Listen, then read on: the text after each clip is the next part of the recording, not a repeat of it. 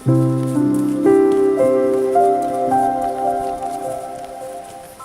the middle to the end of the trail, you're going up and down, up and down. It's just like there's a lot of variance, so it's kind of difficult to. But overall, I think it was okay.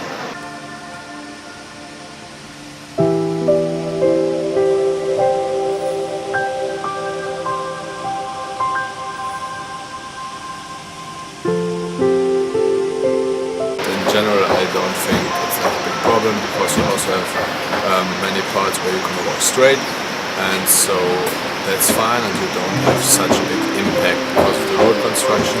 I had to be more careful, but I never felt in real danger.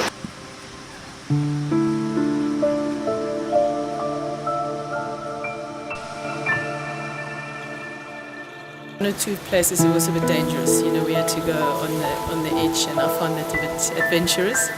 But it was interesting.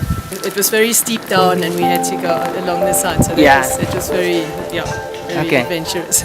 I think it will be good for progress. Eventually, you need to have a road, and you need to have access to certain things. But I also think it will destroy the untouched nature.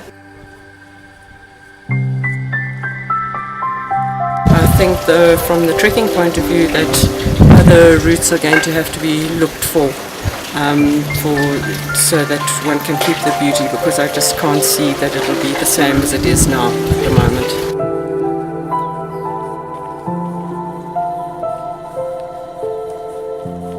The roadworks were also a bit challenging for some of us,